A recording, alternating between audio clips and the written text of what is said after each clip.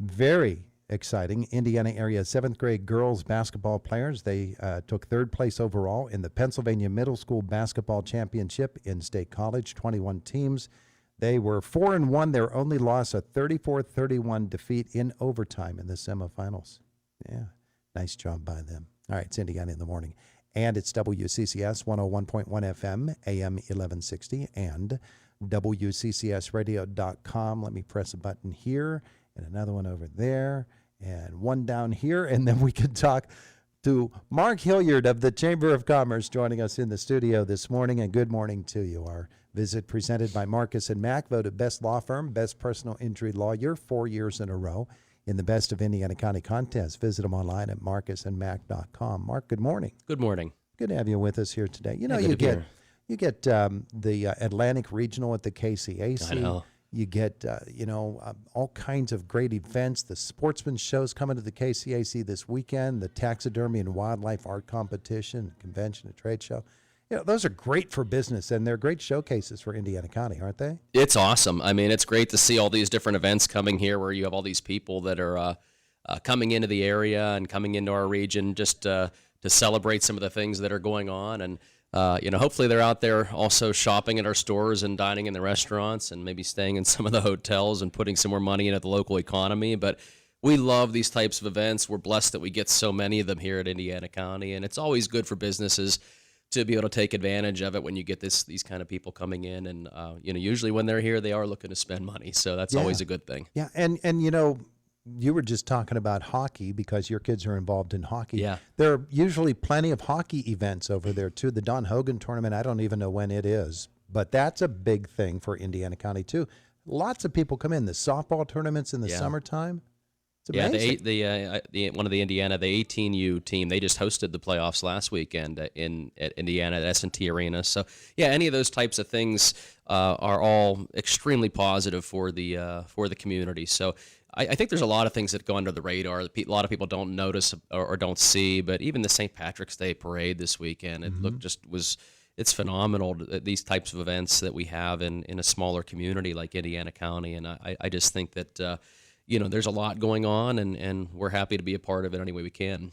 Yeah. So let's talk about what's going on with the Chamber of Commerce and with Indiana County's entire business climate. It's still hopping. It's still going fast. Yeah, we've got a lot going on. It's getting to be our busy time. Those first couple of months we eased into the year just because we were moving and we didn't have a lot of events on the calendar because of the threat of weather, which we definitely had some scary weather there with some of the storms and the snow and everything else over the first 2 months of this year. But we're kind of gearing up now for a number of different things. We have an after hours coming up next week on the 26th.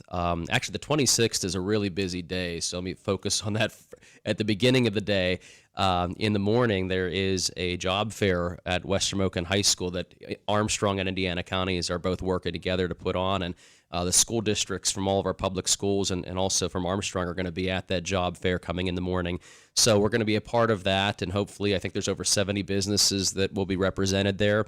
And then in the afternoon, we are hosting what we're calling a bridge workshop. It's a workshop for local businesses. So if you're looking to start a business, if you have a small business, if you're looking to grow your business, and in some cases, if you're looking to really take your business globally, with whether it's an online business or something like that. We have a number of individuals from JARI, from the Small Business Association, the SBDC over at IUP and Pitt. They're all going to be a part of this event and talking about the different resources that are available to them. So we did something similar last summer, and it was really well received, and we had heard that people wanted us to bring something like this back because either some people couldn't attend it or they needed to get more information. So we're bringing it back, and it'll be from 1 to 3 next Thursday, and it will be hosted at our Welcome Center. So you can either come in person, but we do also have an online link. If you can't make it in person, you can join virtually, and it is free. So if you'd like to get on our website, indianacountychamber.com, if you're a business looking for some resources that can help you out and maybe a few tips as well, take part of that bridge workshop next Thursday from 1 to 3 and get on our website to register. Is that the type of event that, since it's, you held something similar last year, topically you change it so that it will remain germane so people who went to last summer's can go to this year's? Yes, I mean there are definitely differences. A lot of the core information is going to remain the same because it is still about the resources, but certainly year to year, a lot of the information does change just because, like you said, the climate changes, and I think a lot of these speakers are going to be trying to talk to businesses in Indiana County about what's happening in Indiana County. So that is something that it can be good no matter if you've attended it last year. And actually, some of the people who did attend it were some of the ones who asked us to bring it back. So they wanted more of some of the information that was presented. And at the chamber, we're just trying to help be able to provide the resources for some of these businesses to help them grow. And especially with what's happening in Homer City, we're also trying to work right now on another webinar that'll be coming up.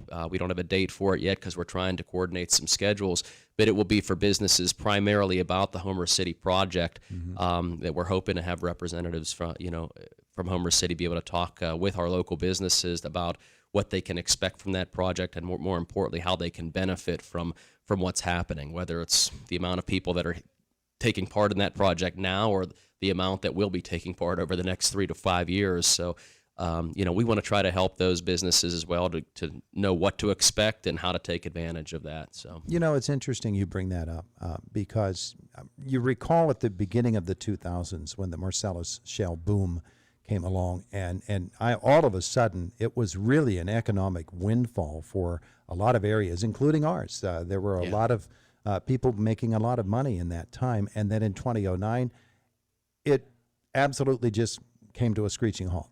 And people said, well, gee, we were in these great times, and things were really flowing, and all of a sudden, nothing. I know that's not the way you want to look at this particular boom time, if it turns into the boom time that we think that it will. Sustainable growth is what you're after. And correct. We were then, and we still are now. I think the difference, Todd, is that it's not just one project that we're starting to see the growth. You look at what's happening at IUP with the College of or the proposed College of Osteopathic Medicine, what's happening with IRMC and the growth that they're experiencing. We just had a ribbon cutting there at the new mobile health unit, and a lot of the growth right now that we're seeing with a lot of our manufacturers, where they're expanding, they're getting new equipment, they're hiring more people. We're seeing growth in multiple areas, not just project in Homer City. And I think the thing with the Homer City project as well is it will bring in additional businesses and industries as well. If you look at models similar to that across the country, maybe not to this size, but even smaller scale projects that have been similar to what's happening in Homer City or what's going to happen. There have been other businesses and industries that have followed, not just your data centers, but more than that. And I think that, with the model that they're proposing and what we are anticipating, I think we're going to see a lot more. So it's not going to be that all of our eggs are in one basket, the data center basket or the natural gas plant basket. There's a lot of things happening right now that, we just had our board meeting last week, and the amount of projects that people are talking about, it's as much as since I've been in this role, have been hearing about. So it is exciting, but I think that's where I would say that we're not worried about that screeching halt because of the fact that I think there's so much going on in so many different areas, and I think it's all positive. Yeah, and data center, that's certainly tech driven, and we would assume that is going to continue to, people can ride that way for a good long time.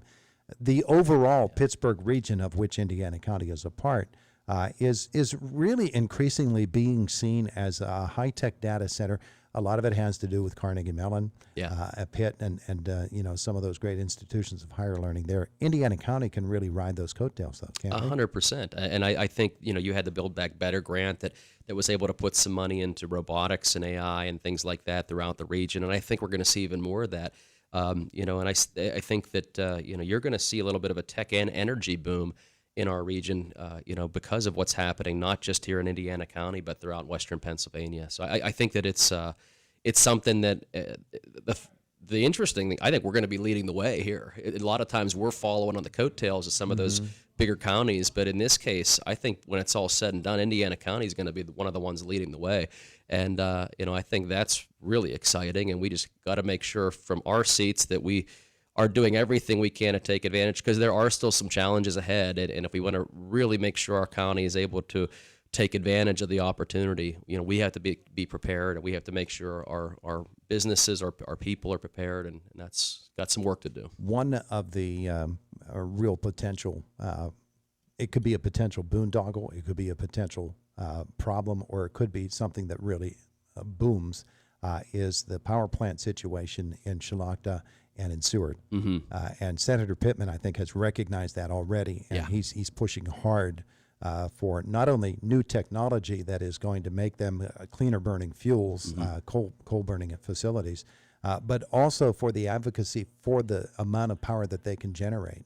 And he's on board with that. Yeah. I think a lot of people need to get on board with that, make sure those power plants remain viable options for Indiana County. Yeah, we just submitted a letter as well to in support of some of his initiatives to try to keep those power plants open, and like you just said, make sure that they keep up with the growing technology, add some things to make them cleaner, more efficient. And I think that those, as we saw with Homer City, I mean, that was a big loss regardless of the amount of people that were working there. And I think that Seward and Keystone even more so. I think that is tremendous, not just for our county with Keystone, but for Armstrong County as well. I mean, it's a huge economic driver in that county, even though it's on the outskirts. So, I mean, we're going to do everything we can to make sure that it's not just Homer City that's part of that energy boom, but it's Keystone and Armagh and Seward and those areas as well. Yeah. What else does Chamber of Commerce have coming up? Well, we also have on the 26th, so we are talking about next Thursday, and we have an after hours coming up at the Kiski School. So that's out in Salzburg, and we're really excited because from what I understand, they're going to have they have live music, they're going to have a lot of food and refreshments. They're going to make it a really fun after hours event. So it'll be next Thursday from 5 to 7 at the Kiski School in Salzburg on the 26th. And just wanted to let any of our members and our listeners know we are bringing back our chamber newsletter. So that's something that we used to put out every month. That was a hard copy newsletter. We kind of went digital for a while with that, but we've heard that people miss the old physical hard copy of things. So we're bringing that back. And if you're a chamber member, you'd like to be in that newsletter, or put a loose flyer in there, contact our office as we're getting it ready to launch back in April. So, we're excited about that. And Todd, Excellence in Education is almost a month away on April 27th. So that's our next big event. But quickly, Soft Skills Challenge is also coming up. We partner with Aaron Intermediate Unit. That's going to be in downtown Indiana, April 5th through the 7th, I believe. So that's, or 7th through the 9th, excuse me. But that'll be a good business education partnership that we've really enjoyed over the past couple years. Yeah, you mentioned the Welcome Center, and of course the St. Patrick's Day Parade was another opportunity for people to stop by and see what that's all about. And Dr. Patrick held the Indiana County Decathlon event, looking at that building as well. More and more people getting exposed to that and finding out about it and learning about the potential of it. Yeah, we're hoping to get an open house. Right now, tentatively, we're looking at the very beginning of March. We're trying to coordinate with some of our the open house is going to be in May. May, not May. One of those trying dates. to guess. I knew you didn't mean March. No, not March. Yeah. So we are looking at the beginning of May for an open house, ribbon cutting, and officially open it up to the public. We still have a few things inside that we need to finish up, but we're also trying to coordinate schedules with our legislators and some of our elected officials who were instrumental in helping us, land this new site and this Welcome Center. So they have to be a part of that event. So coordinating schedules is always tricky. But as soon as we have that date, we'll be sure to put that out there, and that will be open to everybody once we do set that date and get ready to go. So keep your eye out on that calendar for the beginning of May. Big doings with the Indiana County Chamber of Commerce. Thanks, Mark. Hey, thanks, Todd. It is the voice of Indiana County. It's WCCS 101.1 FM, AM 1160, WCCSradio.com. We're 3 minutes away from the top of the hour. Fox News coming your way at 9 o'clock. And then the United Way of Indiana County coming in to visit with us also this morning in our 9:45 slot.